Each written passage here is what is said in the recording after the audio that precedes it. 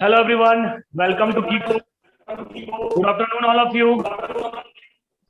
आनंद, आरती, आदित्य, पवार, अंकित, आशुतोष, दिनेश, हयात, मरियम, मयंक, नेहा, प्रियंका, सौम्या, सौरभ, शिवानी, रूपा, आलोक, पीयूष और Ansari. Good afternoon all of you.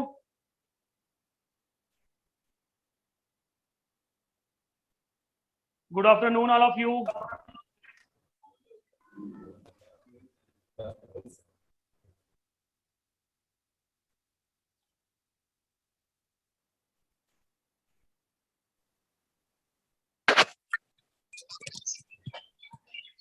वो है सबको क्लियर है? सबको ऑडियो वीडियो सबको क्लियर है? मैं स्टार्ट करता हूँ. ये आपका एक 11th का जो है एक न्यू बैच है. इसमें जो स्टार्ट करेंगे टॉपिक एकदम इनिशियल से स्टार्ट करेंगे हम लोग, और उसे हमें लेकर के चलना है पूरा लास्ट तक. किस तरीके से हमें पढ़ना है ये हमें इसमें देखेंगे. ऑडिबल है या नहीं है सबको बताइए. इको हो रहा है क्या? Voice not clear. अभी देखिए वॉइस क्लियर है.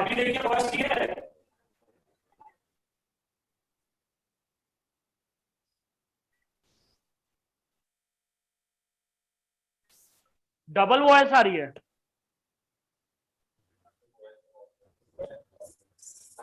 Dual voice.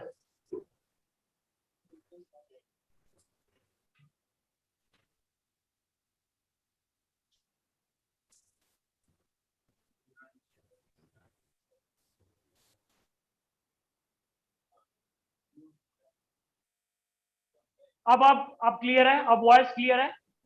अब नहीं आ रही होगी बेटा. ठीक है,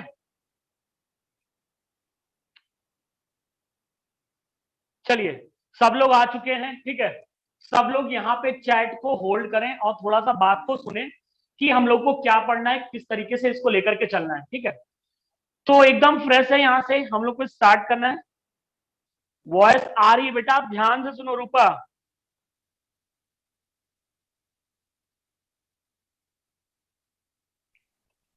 अभी क्लियर है रूपा वॉइस?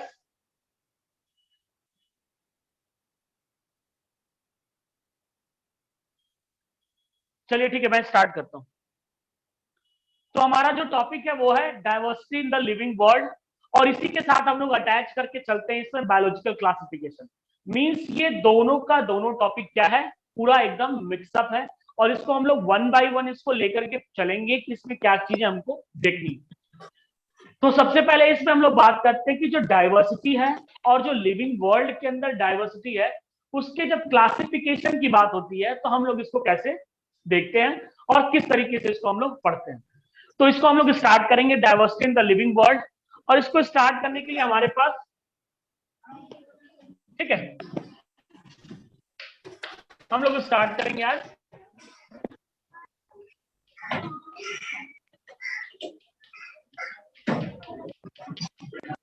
Diversity classification.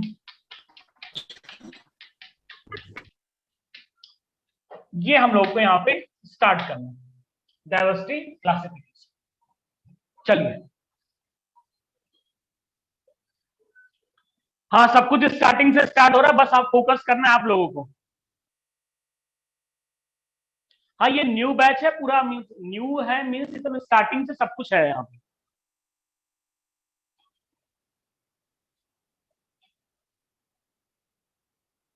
ठीक है, माइक ऑफ कर दो.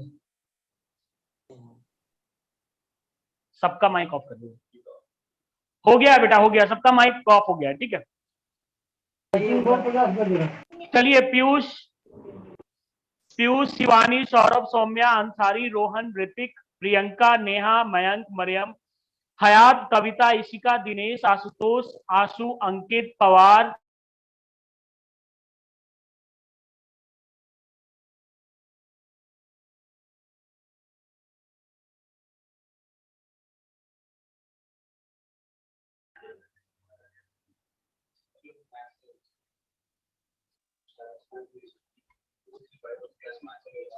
इसमें जो भी मैथ्स के बच्चे हैं, ठीक है, वो ये बायो की क्लास है. ठीक है, हम लोग बायोलॉजी यहाँ पे पढ़ेंगे. ये मैथ की क्लास नहीं है, ये बायो की क्लास है. ठीक है, चलिए,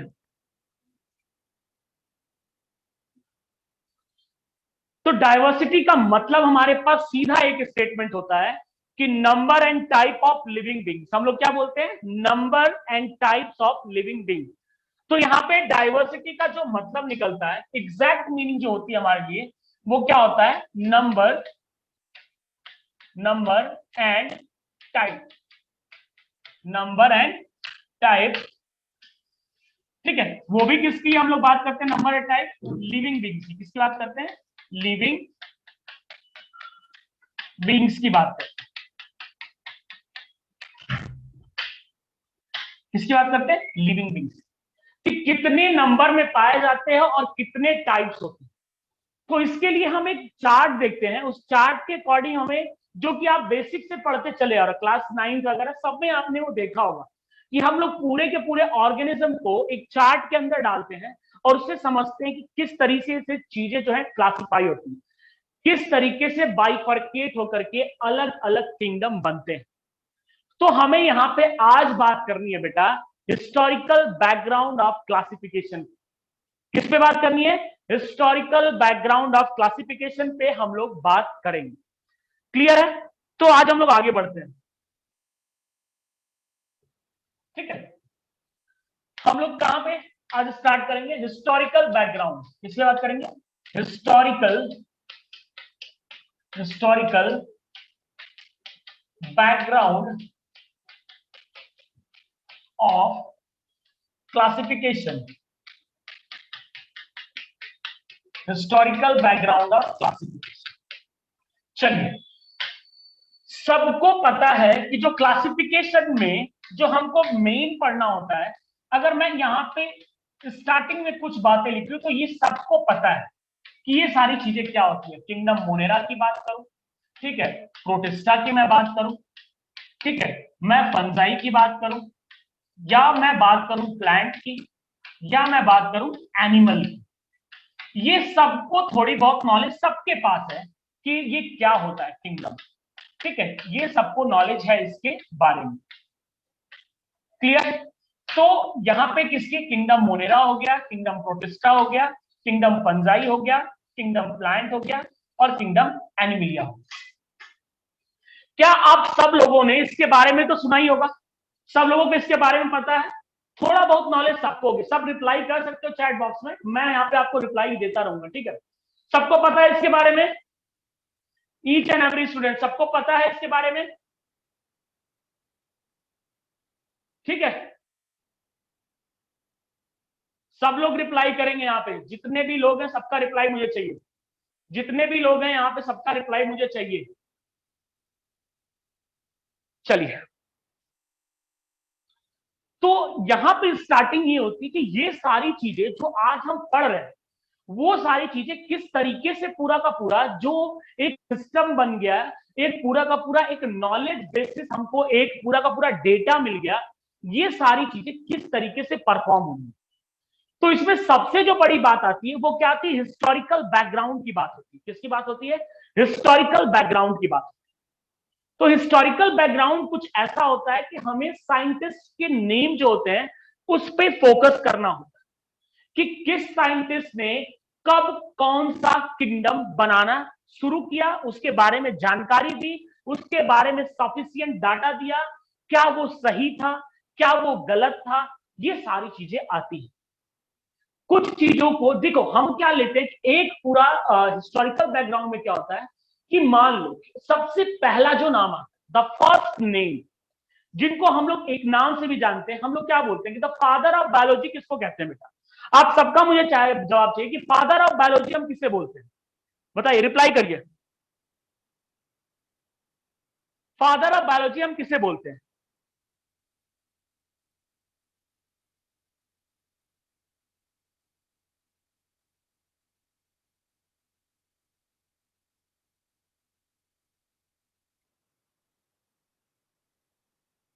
एरिस्टोटल को, किसको बोलते हैं, एरिस्टोटल को। ठीक है, तो फादर ऑफ बायोलॉजी हम लोग किसे बोलते हैं, एरिस्टोटल को बोलते हैं। तो यहां पे मैं लिखता हूं साइड में, ठीक है, कि father of biology, father of biology. ठीक है, हम किसे कहते हैं? एरिस्टोटल। एरिस्टोटल, ठीक है। ये हमारे पास एक बेसिक नॉलेज है, इसके बारे में सब लोग जानते हैं कि हम इन्हें क्या बोलते हैं? फादर ऑफ बायोलॉजी हम लोग बोलते हैं एरिस्टोटल को।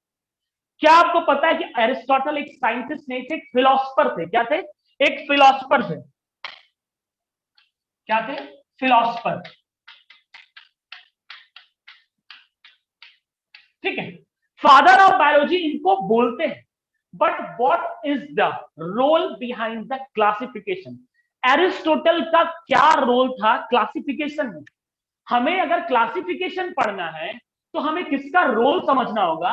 हमें एरिस्टोटल का रोल समझना होगा। उन्होंने क्या चीजें बताई क्लासिफिकेशन में जो हमारे लिए बेनिफिशियल हो सकती। तो एरिस्टोटल की बातें थोड़ा अलग थी, इसलिए हम लोग उसको अलग करके हम लोग देखते हैं। एरिस्टोटल ने जब क्लासिफिकेशन किया तो उन्होंने प्लांट और एनिमल को किस बेसिस पे क्लासिफाई किया, इसको अगर हम लोग देखें तो देखो यहां पे किस तरह से उन्होंने क्लासिफाई किया। ठीक है, हम हर एक साइंटिस्ट की बात करेंगे, उसके बाद हम लोग यहां पे आएंगे। उन्होंने किस पे? एयर, लैंड और वाटर। ठीक है, तीन बेसिस बनाए उन्होंने, किसका? Air, land and water. Means हवा में उड़ने वाले, जमीन पे रहने वाले और पानी में रहने वाले। आपको क्या ये नहीं लगता कि ये जो क्राइटेरिया है it's show the habitat of the organism?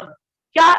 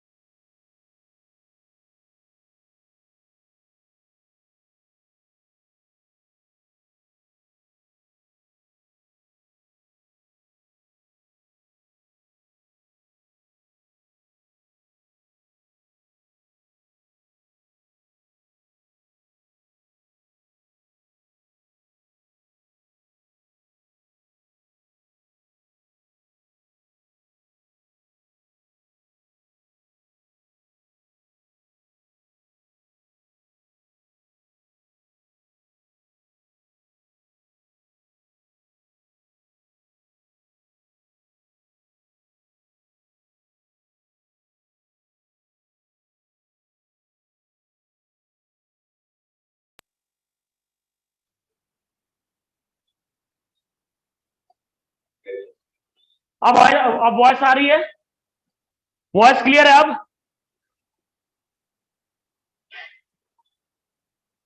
अब सब लोग रिप्लाई करिए, वॉइस क्लियर है?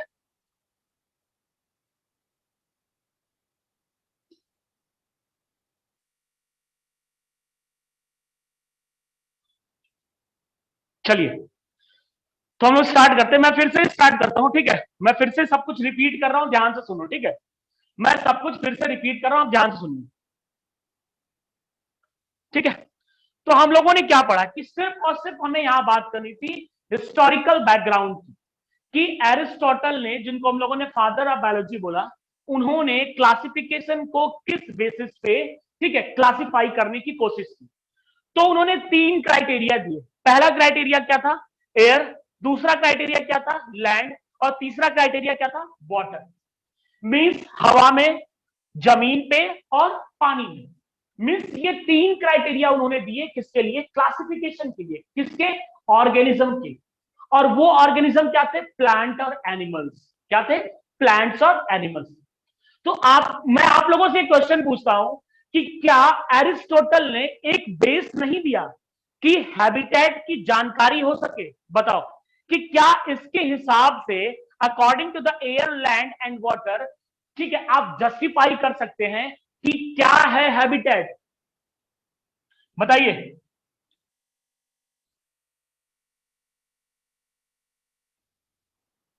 जस्टिफाई कर सकते हैं या नहीं कर सकते हैं?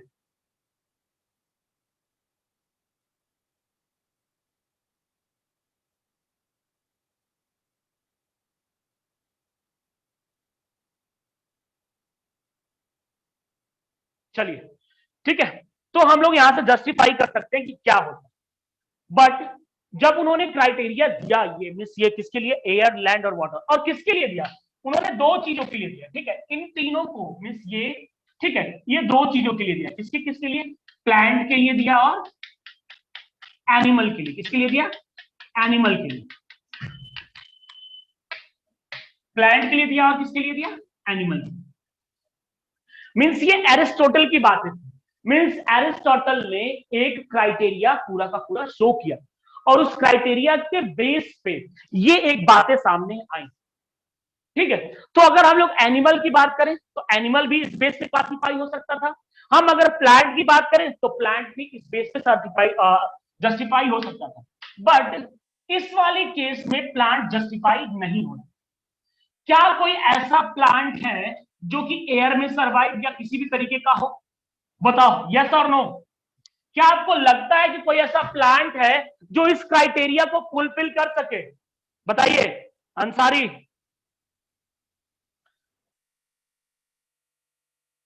क्या कोई ऐसी आप तक, आज तक आप लोगों ने कभी भी सुना हो?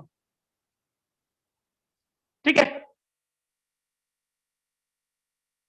नहीं कर सकता, जस्टिफाई नहीं कर सकता। ठीक है, तो क्या माना जाए कि ये जो एरिस्टोटल की बातें थी, ये क्या हमेशा लाइफ टाइम माना जाना चाहिए था, या इस पे एग्री कर लेते हर एक साइंटिस्ट? इस बात पे आप मुझसे बताइए कि क्या एग्री हो जाता हर एक साइंटिस्ट, या आप सबको एग्री कर लेते कि हाँ यही सही है और कुछ हो ही नहीं सकता? क्या चेंज चाहिए या नहीं चाहिए? इसमें चेंज जरूरी था या नहीं था?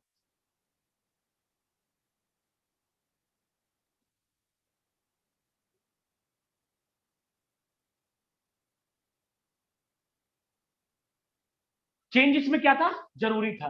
तो एरिस्टोटल की बातें, ठीक है, मीन्स एक तरह से हम लोग देखा जाए तो एरिस्टोटल ने, ठीक है, चेंज बहुत ज्यादा जरूरी था। तो एरिस्टोटल ने 2 बातें यहां से लिखी। एक तो ये कि एरिस्टोटल ने एक बेस दे दिया क्लासिफिकेशन के लिए, एक बेस तैयार कर दिया क्लासिफिकेशन के लिए। बट दूसरी ये भी बात थी कि वो बहुत दिन तक सरवाइव नहीं किया इनका ये स्टेटमेंट। क्यों? क्योंकि ये स्टेटमेंट कहीं ना कहीं रॉन्ग हो रहा था। ये 2 बातें यहां से हमको मिलती। उसके बाद हम लोग अब रियलिटी में आएंगे कि किस तरीके से क्लासिफिकेशन किया गया। ठीक है, अब हम लोग देखेंगे किस तरीके से क्लासिफिकेशन किया गया।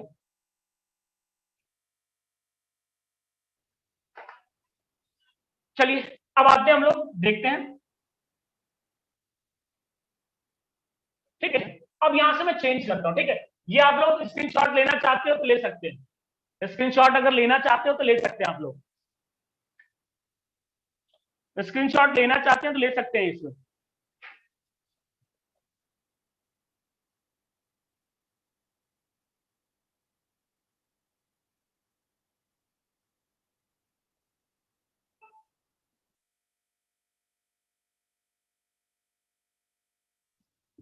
चलिए, तो अभी हम लोग देखते हैं।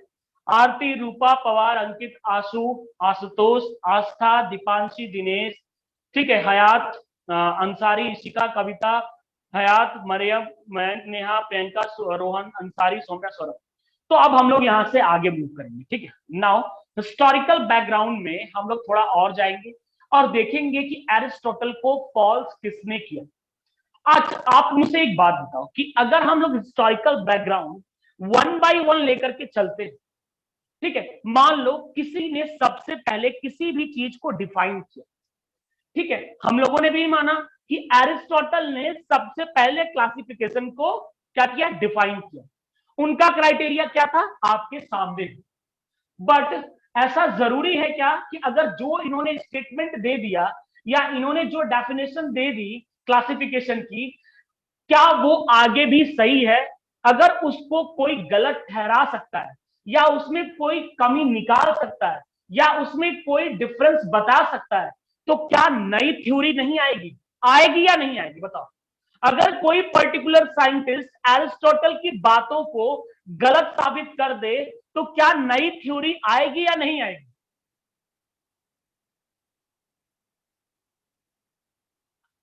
बताइए, क्या नई थ्योरी आएगी या नहीं आएगी? सब लोग रिप्लाई करो बेटा, यहां पे एकदम फ्रीली आप रिप्लाई कर सकते हो। अगर आपको समझ में ना आए तो आप बीच में बोल भी सकते हो, ठीक है। आप चैट बॉक्स में डाल सकते हो कि सर ये मुझे चीज समझ में नहीं आ रही, आएगी, ठीक है। तो समथिंग मतलब क्या है कि अगर आपकी साइंस के अकॉर्डिंग अगर हम देखें बेटा, साइंस के अकॉर्डिंग अगर आप देखो, तो किसी को भी गलत ठहराने से पहले, मींस अगर एरिस्टोटल को गलत ठहराना था या एरिस्टोटल की बातों के अंदर हमें कमी निकालनी थी, तो हमारे पास पुख्ता सबूत होना चाहिए या नहीं होना चाहिए? एविडेंस होना चाहिए कि या नहीं होना चाहिए उस साइंटिस्ट के पास? अगर एरिस्टोटल को गलत साबित करना है, तो एविडेंस होना चाहिए या नहीं होना चाहिए एक पर्टिकुलर साइंटिस्ट के पास? बताइए, होना चाहिए या नहीं होना चाहिए? ठीक है, बिना एविडेंस के हम किसी को भी गलत नहीं कह सकते। उसके स्टेटमेंट्स को, उसके डेफिनेशन को, उसके तरीके को, उसके क्लासिफिकेशन को हम किसी चीज को गलत नहीं ठहरा सकते जब तक हमारे पास एक प्रॉपर, एक वेल डिफाइंड एविडेंस ना हो, ठीक है, हम नहीं कह सकते। तो क्या हुआ, अब हम लोग आगे देखेंगे, ठीक है, कि एरिस्टोटल को गलत किसने ठहराया। बहुत इंटरेस्टिंग है बेटा, आप इसको एक बार पढ़ोगे आपको जिंदगी भर ये याद रहेगा। बस यहां पे देखना कि और क्या क्या चीजें होनी है इसमें। क्लियर? आते हैं, चलिए। अब एरिस्टोटल के अंदर कमी खोजना स्टार्ट हो, उसके बाद जो नाम आया वो नाम आया लिनेनियस का। किसका आया? कैरोलस लिनेनियस का। आते हैं, ये आपने देख लिया। नेक्स्ट स्लाइड पे आइए, ठीक है, नेक्स्ट स्लाइड पे आते हैं और यहां पे मैं लिखता हूं कि इन, ठीक है, 1735, 1735। बहुत आराम से इसको समझना बेटा, बहुत कुछ पास नहीं है, जहां समझ में ना आए आप मुझे टोक सकते हैं, ठीक है। कौन था? कैरोलस लिनेनियस। कौन था? कैरोलस लिनेनियस, ठीक। इन 1735 कैरोलस लिनेनियस। अब जो साइंटिस्ट जिसने एविडेंस दिया है उसका नाम आया मार्केट। क्या नाम था उसका? कैरोलस लिनेनियस। और कैरोलस लिनेनियस तो एक बहुत ही बड़े साइंटिस्ट थे, क्योंकि उन्होंने नॉमेनक्लेचर किया। आपको याद होगा उन्होंने क्या किया था? नामकरण किया था ऑर्गेनिज्म का, और उन्होंने मॉर्फोलॉजिकल एनालिसिस की थी। क्यों? एक अंतर आप देखो कि एरिस्टोटल कोई साइंटिस्ट नहीं थे, फिलोसोफर थे। वो चीजों को देखते थे और लिखते थे कि ये पेड़ है, ये जमीन पे पाया जा रहा है, उसके बारे में लिख दिया। ये जानवर है, ये जमीन पे पाया जा रहा है, उसके बारे में लिख दिया। ये जानवर है, ये पानी के अंदर पाया जा रहा है, उसके बारे में लिख दिया। मीन्स एरिस्टोटल ने जो अपनी खुली आंखों से देखा उसके हिसाब से उन्होंने एक डेफिनेशन तय। बट लिनेनियस ने क्या किया? उन्होंने मॉर्फोलॉजिकल स्टडी की। मॉर्फोलॉजिकल स्टडी का मतलब कि अगर कोई भी प्लांट अगर आप देखते हैं तो उसके अंदर आपको क्या दिखाई देता है? लीफ दिखाई देगी, रूट दिखाई देगा, शूट दिखाई देगा, फ्रूट दिखाई देगा, फ्लावर दिखाई देंगे। किसी भी एनिमल को आप देखते हैं तो उसके अंदर भी कुछ ऐसी चीजें होंगी जो आप उसको मॉर्फोलॉजिकल एनालिसिस कर सकते हैं। उसके पास आई है, उसके पास ईयर है, उसके पास लेग है, लिम्ब है, स्किन है, ये सारी चीजें। मीन्स लिनेनियस ने जो एविडेंस तैयार किया वो एविडेंस क्या था, एक मॉर्फोलॉजिकल एनालिसिस। मीन्स बाहरी चित्रण जिसको बोलते हैं, मीन्स बाहर से देखने के बाद जैसा उनको लगा पहले तो उन्होंने वो बताया। दूसरा, उन्होंने एक और स्टेटमेंट दिया, मीन्स मॉर्फोलॉजिकल एनालिसिस इतना जबरदस्त थी उनकी, इतना वैल्यूएबल थी कि उन्होंने हर एक चीज को एक्सप्लेन किया, हर एक चीज को डेफिनेशन दिया, हर एक चीज का टाइप बनाया। मीन्स लीफ में भी टाइप, स्टेम में भी टाइप, फ्रूट में भी टाइप, फ्लावर में भी टाइप। ठीक है, ये पूरा उन्होंने एक पूरा वैल्यूएबल क्लासिफिकेशन किया। अब मुझे आप बताओ कि किसकी थ्योरी ज्यादा मान्य होगी, किसको ज्यादा तवज्जो मिलेगी, या किसको सबसे ज्यादा वैल्यूएबल माना जाएगा, बताइए। मोस्ट एक्सेप्टेबल कौन होगा 1735 में, एरिस्टोटल होंगे या लिनेनियस होंगे? मोस्ट एक्सेप्टेबल कौन होगा?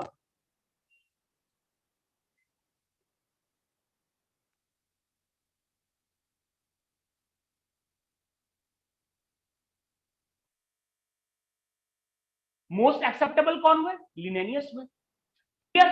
अब लिनेनियस का नाम आया मार्केट में, तो इन्होंने क्या किया, यहीं पे आता है बेटा, यही 1735 है, यही 1735 है जिसमें दो किंगडम बने। ये वही 1735 है जिसमें दो किंगडम बने। The first kingdom name is plant kingdom. ठीक है, मीन्स क्या दिया इन्होंने, प्लांट किंगडम, प्लांट किंगडम।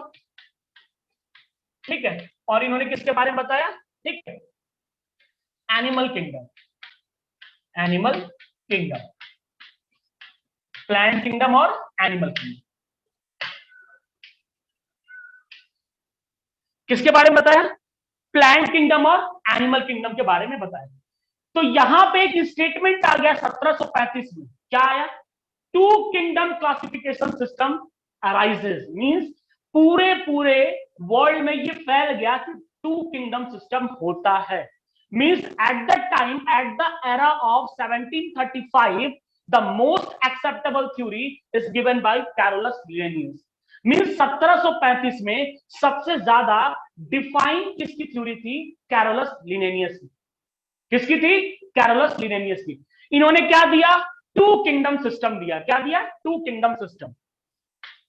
ठीक है, तो यहां पे हम लोग क्या लिखेंगे बेटा, एक कंक्लूजन अगर हम लिखते हैं तो क्या लिखेंगे कि प्रपोज टू किंगडम सिस्टम। क्या दिया, two kingdom system, two kingdom system. क्या दिया, टू किंगडम सिस्टम। यहां तक किसी को कोई डाउट है, यहां तक किसी को कोई डाउट है बेटा? शिवानी, सौरभ, सौम्या, अंसारी, रोहन, ऋतिक, प्रियंका, नेहा, मयंक, मरियम, हयात, कविता, इशिका, दिनेश, दीपांशी, आस्था, आशुतोष, अंकित, पवार, रूपा और आरती। किसी को कोई डाउट?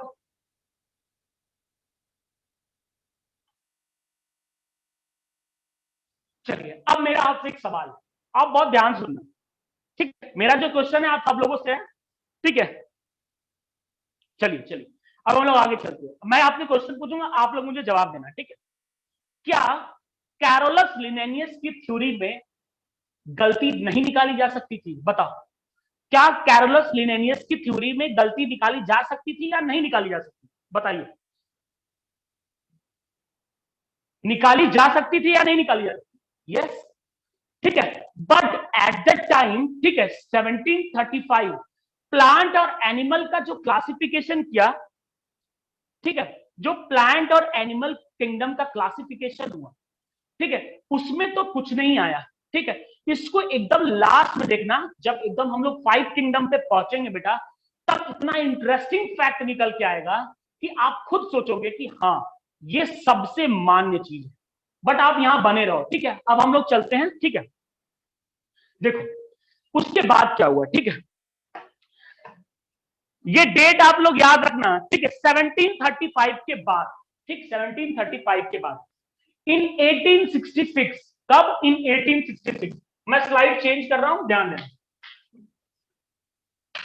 इन 1866। ठीक, एक साइंटिस्ट था, उनका नाम था अर्नेस्ट हैकल। क्या नाम था? अर्नेस्ट हैकल। क्या नाम था? अर्नेस्ट हैकल। क्लियर? यहां पे आपको नाम क्लियर है बेटा? इन 1866, मेरी बात एकदम ध्यान से सुनना। अर्नेस्ट हैकल 1866 में, मींस इन 1866, अर्नेस्ट हैकल ने प्लांट किंगडम और एनिमल किंगडम जो लिनेनियस ने दिया था, डेफिनेशन दी थी, स्टेटमेंट दिया था, प्रूफ दिया था, उसमें कमी नहीं निकाली। मीन्स उनके पास इतना नॉलेज नहीं थी कि वो जो लिनेनियस ने बातें कही उसके अंदर वो कुछ निकाल सके। सिर्फ इन्होंने क्या किया? एक नया किंगडम ऐड कर दिया, एक नए किंगडम की खोज की, मींस एक नया इन्वेंशन किया। प्लांट और एनिमल में कोई भी कमी नहीं निकाला इन्होंने। इन्होंने सिर्फ क्या किया? 1866 में जो लिनेनियस का वर्क था, means two kingdom system, now in 1866 it's known as a three kingdom system. इन्होंने एक तीसरे किंगडम की इजाद की, इन्होंने एक तीसरा किंगडम खोजा, और that kingdom name is kingdom protista. क्या नाम था? Kingdom protista. देखो, तो सिर्फ और सिर्फ अर्नेस्ट हैकल ने क्या किया? पहले से बेटा प्लांट किंगडम था ही, इस बात से आप सब लोग एग्री करते हैं, प्लांट किंगडम पूरा का पूरा था। ठीक है, एनिमल किंगडम कोई कमी नहीं निकाली उन्होंने, कोई कमी नहीं निकाली। ठीक, और सिर्फ उन्होंने क्या किया, मैं यहां पे लिख रहा हूं एविडेंस, यहां पे क्या क्या ऐड हुआ? क्या हुआ? ऐड हुआ, और वो क्या है? Protista kingdom. क्या था? Protista kingdom. अर्नेस्ट हैकल ने क्या दिया? प्रोटिस्टा किंगडम दिया। ये तो पहले से था हमारे पास, सिर्फ इन्होंने क्या किया? एक नया किंगडम जो है वो ऐड कर दिया इसमें। ठीक है, नाउ द अर्नेस्ट हैकल किस नाम से जाने लगे? इन्होंने क्या दे दिया? थ्री किंगडम सिस्टम दिया। क्या दिया? Three kingdom system. Three kingdom system दिया। थ्री किंगडम सिस्टम दिया। यहां तक सब लोग एग्री करते हैं? यहां तक सबने एग्री कर लिया?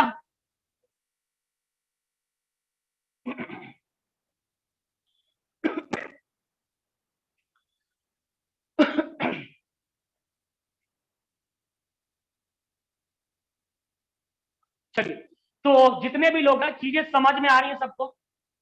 बताओ, सबको समझ में आ रही है चीज? बताइए, आगे बढ़ते हैं। इंटरेस्टिंग है बेटा, आज हम लोग ये पूरा समझ के जाएंगे कि क्या है इसके अंदर, क्या नहीं।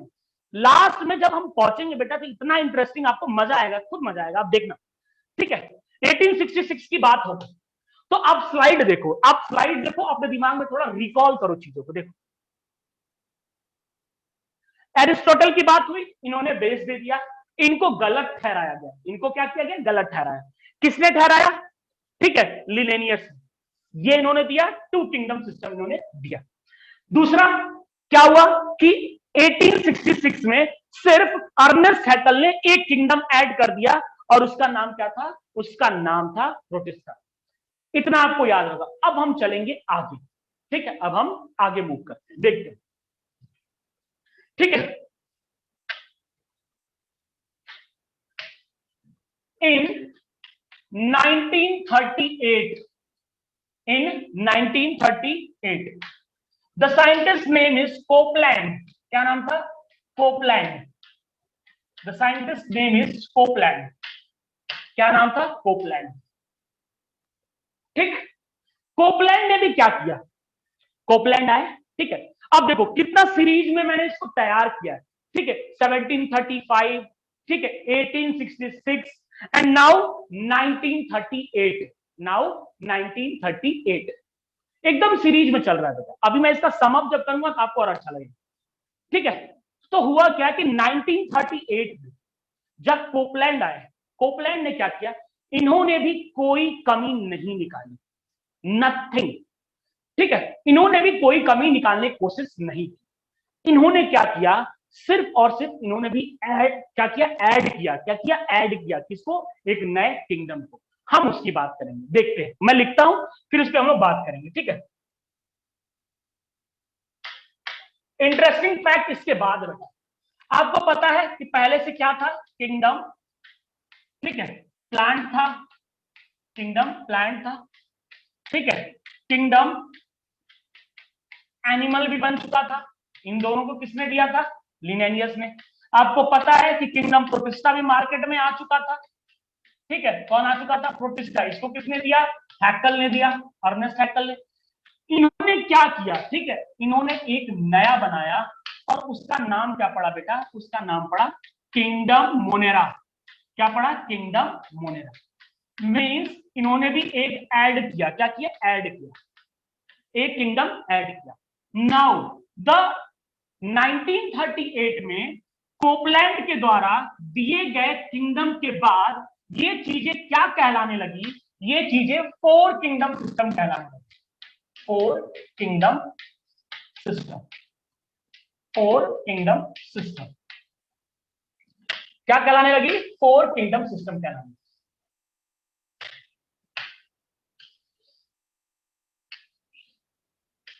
ये हमारे पास, ठीक,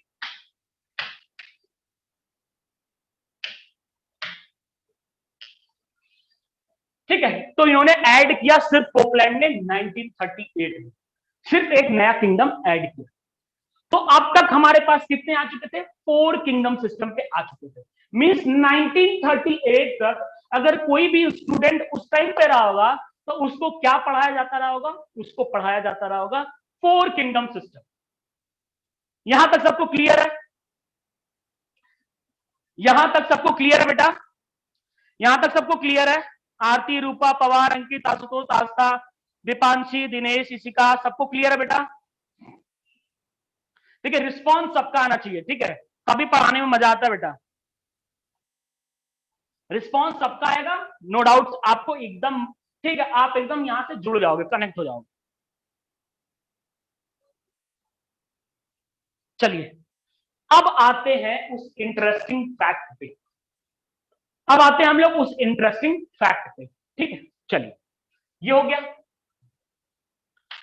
अब आते हैं in 1969, in 1969 R H. Whittaker, R H. Whittaker, R H. Whittaker, ठीक। अब देखो, अब जो कहानी है बेटा उसको ध्यान से देखो, ठीक। देखो आर.एच. विटेकर ने क्या खेल किया इसको देखना, ठीक है। आर.एच. विटेकर ने देखा कि जब टू किंगडम सिस्टम बना, क्या बना, टू किंगडम सिस्टम बना, तो कैरोलस लिनेनियस ने सब कुछ एकदम वेल डिफाइंड चीजें लिखी थी। ऐसा लगता था कि लिनेनियस में कभी कोई दाग हो ही नहीं सकता, मींस आप उनके अंदर कमी नहीं निकाल सकते। लिनेन भाई, प्लांट किंगडम किसका दिया हुआ था, प्लांट किंगडम तो दिया हुआ किसका था, ये दिया हुआ था लिनेनियस का। कब दिया हुआ था, ये आपको भी पता है कि कार्लोस लिनेनियस ने 1735 में प्लांट किंगडम को पूरा डिफाइन किया अच्छे से एकदम। और उसके बाद 1735 के बाद 1866 में, ठीक है, 1938 में, मतलब बड़े बड़े साइंटिस्ट आए बट लिनेनियस के एविडेंस को हिला नहीं पाए, मींस कोई कमी निकाल नहीं पाए, सिर्फ वो ऐड किए। अर्नेस्ट हैकल ने प्रोटिस्टा को ऐड किया, मींस न्यू सिस्टम दिया है, न्यू किंगडम दिया, ठीक है। और क्या किया, कोपलैंड ने भी एक नया किंगडम ऐड किया, न कि लिनेनियस में कमी निकाली। बट जब 1938 तक, सोचो कि 1735 से मींस 1735 से चीजें चली आ रही थी और उसके अंदर मींस प्लांट किंगडम के अंदर कमी कब निकाली गई, मींस लिनेनियस भी फेल हुए। और उनको फेल करने वाला कौन था, उनको फेल करने वाले थे आर.एच. विटेकर। मींस 1735 से कब तक, मींस 1969 तक वही कुछ सब कुछ चला आ रहा था, बट कमी किसने निकाली, कमी निकाली आर.एच. विटेकर। क्या निकाली, उस पर हम लोग डिस्कशन करते, देखो डिस्कशन करते हैं उस पर। आर.एच. विटेकर जब आए, आर.एच. विटेकर एक बहुत अच्छे साइंटिस्ट थे, ठीक है। अब जब आरएस विटेकर आए, ठीक है, उन्होंने देखा, ठीक है, मैं यहाँ पे जनरली चीजों को लिख रहा हूं, तुम खुद एनालिसिस करना। उन्होंने देखा कि चलो ठीक है, मैं लिख रहा हूं यहाँ बेटा, ठीक है, किंगडम मोनेरा बन चुका है। क्या बन चुका है? किंगडम मोनेरा बन चुका है। ठीक, उन्होंने देखा कि किंगडम प्रोटिस्टा भी बन चुका है। ठीक है, किंगडम प्रोटिस्टा भी बन चुका है। ठीक, उन्होंने देखा कि किंगडम, ठीक है, किंगडम प्लांट भी बन चुका है, और उन्होंने देखा कि किंगडम एनिमल भी बन चुका है। किंगडम एनिमल भी बन चुका है। ठीक, वो देखो, अब उनको समझ में नहीं आ रहा था कि मैं करूं क्या। उनको बहुत मन था कि कहीं ना कहीं मैं किसी ना किसी चीज को एक्सप्लेन करना चाहता हूं, तो कैसे करूं। देखो कमी कहां पकड़ी, सबसे मस्त, सबसे इंटरेस्टिंग बात जो है कि उन्होंने कमी कहां पकड़ी। उन्होंने लिनेनियस, आपको भी पता है बेटा, मैंने अभी आपको बताया कि ये दोनों सिस्टम देने वाले कौन थे? लिनेनियस। कौन था? लिनेनियस। लिनेनियस ने ये दोनों सिस्टम दिया था। प्लांट में, अगर प्लांट में मैं दो बेसिक कैरेक्टर लिखूं बेटा, मैं आपसे पूछूंगा, आप एग्री करोगे तो मैं आगे बढ़ूंगा। ठीक, देखो, अगर मैं प्लांट के अंदर, ठीक है, दो बेसिक कैरेक्टर लिखता हूं, ठीक, आप सबको पता है ये कैरेक्टर। क्या प्लांट फोटोसिंथेसिस करता है? एग्री और नॉट? क्या प्लांट फोटोसिंथेसिस करता है? एग्री और नॉट? एग्री करते हो या नहीं करते हो अंसारी? सबका रिप्लाई आना चाहिए, मैं स्क्रीनशॉट के लिए टाइम दूंगा अंसारी। सबका रिप्लाई आना चाहिए मुझे, ईच एंड एवरीवन, सबका रिप्लाई आना चाहिए। सब एग्री करते हैं इस बात से? सब एग्री करते हैं? ठीक, इस बात से सब एग्री करते हैं। दूसरा, क्या सेल वॉल प्रेजेंट होती है प्लांट सेल में या नहीं होती है? सेल वॉल प्रेजेंट होती है, एग्री करते हो नहीं करते हो? ये दोनों बातें एग्री करते हो या नहीं करते हो? सेल वॉल प्रेजेंट होती है, भाई बचपन से पढ़ते आ रहे हो कि cell wall is present in animal cell, आ रहे हो पढ़ते।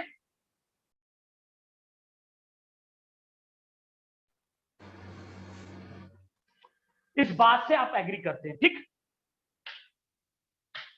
इस बात से आप एग्री करते हैं। ठीक, अब देखो इंटरेस्टिंग बात, अब जो आरएस विटेकर थे उनको एक ऐसा ऑर्गेनिज्म मिला बेटा, सोचो, उनको एक ऐसा ऑर्गेनिज्म मिला कि उसकी प्रॉपर्टी मैं लिखता हूं जो आरएस विटेकर को मिला। मैं इसको साइड रखता हूं। आरएस विटेकर को जो एक ऑर्गेनिज्म उन्होंने आइडेंटिफाई किया, जो इन्होंने खोजा, उसका मैं क्राइटेरिया लिखता हूं। वो क्या कर सकता था? वो हेटेरोट्रॉफिक था। क्या था?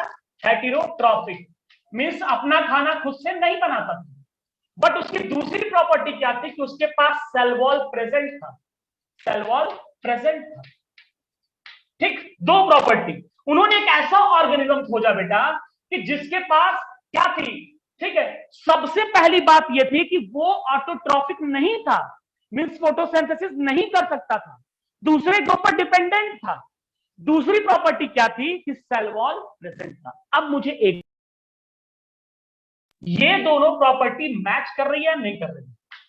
क्या ये दोनों प्रॉपर्टी मैच कर रही है या नहीं कर रही? मैचिंग और नॉट, बताइए, मैचिंग और नॉट, बताइए। ये दोनों प्रॉपर्टी, ये जो था, ये उन्होंने किसने? आरएस विटेकर ने एक ऑर्गेनिज्म खोजा, उसकी दो प्रॉपर्टी मैंने लिखी है। देखो बेटा, ये दोनों देखो, ठीक है, ध्यान दो मैं क्या बोल रहा हूं, ठीक है, मेरी बात मैं फिर से, कुछ लोगों ने नो सर लिखा है, मैं फिर से रिपीट कर रहा हूं, ठीक है। हमको नहीं पता कि आरएस विटेकर ने क्या खोजा, हम इसका नाम देते हैं बेटा, आरएस विटेकर ने एक्स वाई जेड खोजा। क्या खोजा? एक्स वाई जेड खोजा। हमें नहीं पता क्या नाम है, बट जो उन्होंने एक्स वाई जेड खोजा, हम अभी नाम नहीं दे रहे, जो उन्होंने एक्स वाई जेड खोजा, उसकी दो बेसिक कैरेक्टरिस्टिक्स मैंने यहां लिखी है। तो आप बताओ कि हेट्रोट्रॉफिक और सेल वॉल प्रेजेंट मींस, अब फोटोसिंथेसिस का मतलब क्या है बेटा? कि ये ऑटोट्रॉफिक होगा। ठीक है, ये ऑटोट्रॉफिक होगा। बताओ कौन सा मैचिंग है? कौन सा मैचिंग है बेटा? अब बताओ, किसी को कोई डाउट है यहां तक? किसी को कोई डाउट है? किसी को कोई डाउट है यहां तक? सेल वॉल मैच कर रहा था, ठीक। अब जब दूसरी क्राइटेरिया उन्होंने मिलाई, ठीक है, अब जब उन्होंने दूसरी क्राइटेरिया मिलाई ये वाली, तो ये क्या हो गई बेटा, मिसमैच हो गई।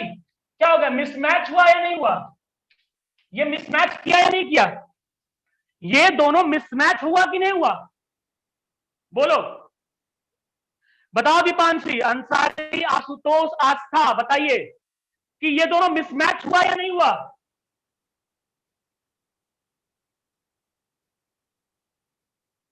बताइए, आस्था, अंसारी, सबका जवाब आना चाहिए बेटा, हुआ। अब सबसे बड़ी बात क्या, वो ऑर्गेनिज्म जो एक्स वाई जेड था बेटा, जो एक्स वाई जेड था, लिनेनियस ने उसको प्लांट किंगडम में रखा था। बताओ बात सही या गलत, जो एक्स वाई जेड उन्होंने खोजा, किसने, विटेकर ने, लिनेनियस ने उसको प्लांट किंगडम में जगह दे रखी थी। बताओ, बताओ सही या गलत, सबसे मैं पूछ रहा हूं, सबका जवाब आना चाहिए कि लिनेनियस ने इस पर्टिकुलर एक्स वाई जेड को कहां पोजीशन दे रखी थी, किंगडम प्लांटिंग के अंदर। टोटली रॉन्ग और नॉट, गलत बात है या नहीं है।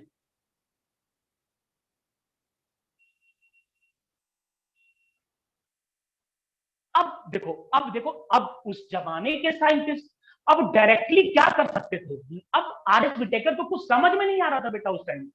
ये एकदम फैक्ट बात मैं आपको बता रहा हूं, आर एच विटेकर इतना कंफ्यूज थे कि मैं इतने बड़े साइंटिस्ट के ऊपर उंगली नहीं उठा सकता, मैं फिंगर पॉइंट आउट नहीं कर सकता उनको। लिनेनियस बहुत बड़े साइंटिस्ट थे, बट चीजें गलत दी थी, ये कैसे प्रूव करते। तो उन्होंने क्या किया, देखो उन्होंने क्या किया, उन्होंने सोचा कि चलो एनिमल से मैच करके देखते हैं, किससे, एनिमल से मैच करके देखते हैं।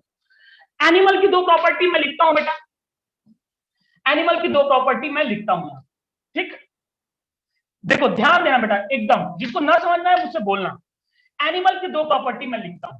एनिमल क्या होता है बेटा, हेटेरोट्रॉफिक होता है, अब सबको पता है, बचपन से पढ़ते आ रहे हो, हेटेरोट्रॉफिक, ठीक है। और सेल वॉल एब्सेंट होती है या नहीं होती है, एग्री नहीं होती है,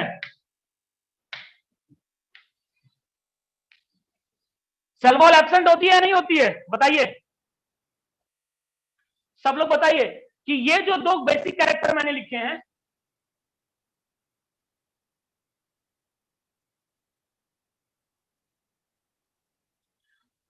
तो विटेकर विटेकर ने क्या सोचा बेटा, कि कहा गलत ठहराने से पहले एक बार एनिमल से मैच करा के देख। आप मुझे ये दोनों पॉइंट इससे मैच करा के देखो, हेट्रोट्रॉफिक और हेट्रोट्रॉफिक तो मैच करेगा। देखो बेटा, जब लिनेनियस ने, किसने, लिनेनियस के, ठीक है, हेट्रोट्रॉफिक और हेट्रोट्रॉफिक तो मैच किया, हेट्रोट्रॉफिक और हेट्रोट्रॉफिक तो मैच किया, क्या बेटा ये मैच कर रहा है, बताओ क्या सेल वॉल वाली बातें मैच कर रही है, यस और नो, क्या सेल वॉल वाली बात मैच कर रही है एक्स वाई जेड की,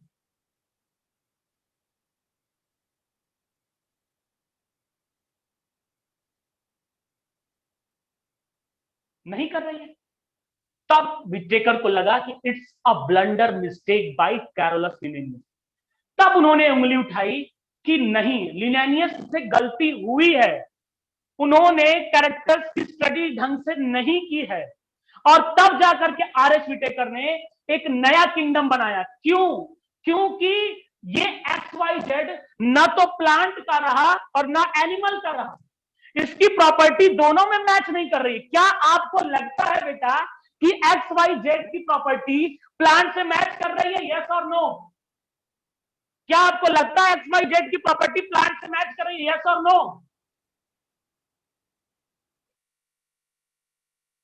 क्या आपको लगता है कि एक्स वाई जेड की प्रॉपर्टी एनिमल से मैच कर रही है, यस और नो।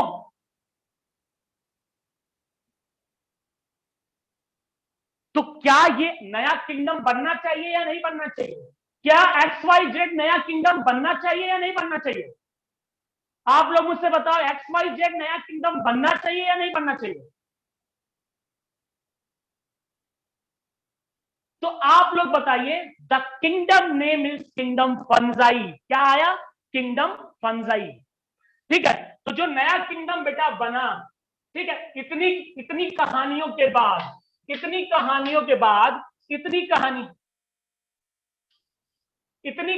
के बाद जो एक नया किंगडम आर एस विटेकर ने दिया, द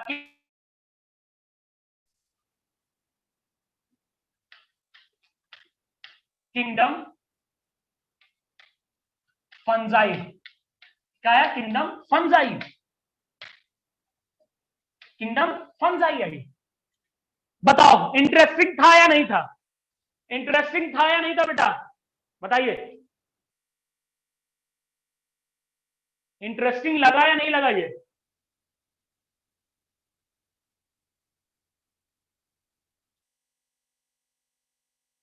तो आर एच विटेकर ने, ठीक है,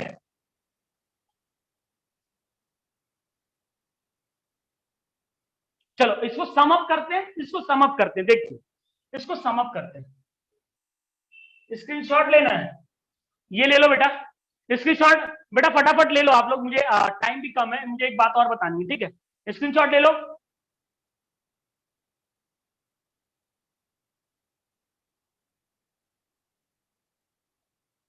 चलिए आगे देखते हैं, समअप करता हूं मैं, ध्यान देना, समअप कर रहा हूं, ठीक है? अब क्या है हमारे पास? किंगडम, किंगडम मोनेरा, ठीक है, किंगडम मोनेरा। दूसरा क्या है? Kingdom, kingdom protista. क्या है? प्रोटिस्टा। ठीक है, तीसरा क्या है? Kingdom fungi, kingdom fungi, kingdom fungi. ठीक है, चौथा क्या है? Kingdom, kingdom Plantae. ठीक है, और पांचवा क्या है? Kingdom Animalia. क्या है? एनिमल।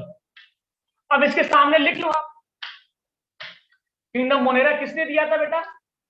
कोपलैंड ने। किसने दिया था? कोपलैंड ने। ठीक, किंगडम प्रोटिस्टा किसने दिया था? हैक्कल ने। किसने दिया था? हैक्कल ने। किंगडम फंजाई किसने दी? आर एच विटेकर ने। किसने दी? आर एच विटेकर ने। आर एच विटेकर ने। ठीक है, और किंगडम प्लांटी किसने दिया? और एनिमल किसने दिया? लिनेनियस ने। किसने दिया? लिनेनियस ने। किसने दिया? लिनेनियस ने। ये बात आपको याद रखनी है, आप इस बात को याद रखेंगे, ठीक है? आप इस बात को याद रखेंगे, आप इस बात को याद रखेंगे।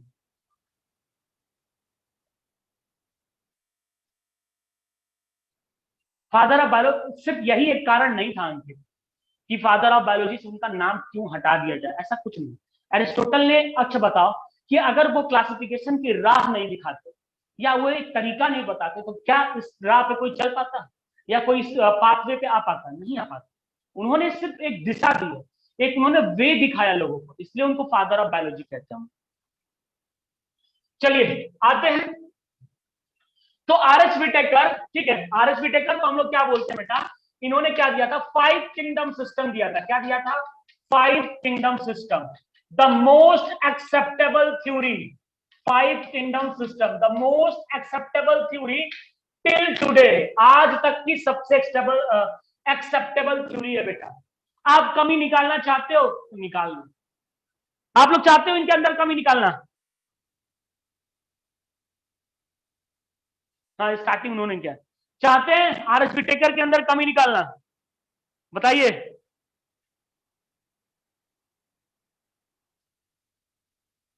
निकालिए और अपना सिस्टम बनाइए। चाहते हैं कमी निकालना तो निकालिए और अपना सिस्टम बनाइए, क्योंकि अब तक की सबसे मोस्ट एक्सेप्टेबल थ्योरी क्या है बेटा? 5 किंगडम सिस्टम है। क्या है? 5 किंगडम सिस्टम। चलिए आज का क्लास समझ में आया सबको? क्लियर है? कोई डाउट किसी को? आएंगे उस पर, आएंगे शिवानी, वो कार्ल व्यूज की बात है।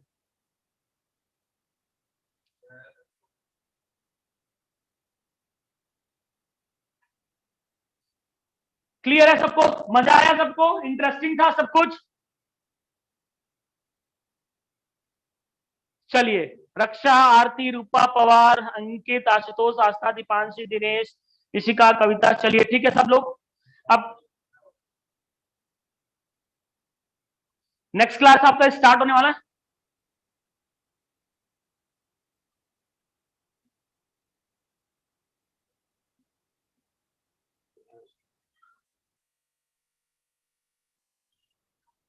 सिर्फ और सिर्फ मैंने बायोलॉजिकल क्लासिफिकेशन स्टार्ट किया रक्षा, स्टार्टिंग का इंट्रोडक्शन है। चलिए नेक्स्ट क्लास में आप लोग जुड़ जाइए, ठीक है। Thank you all of you.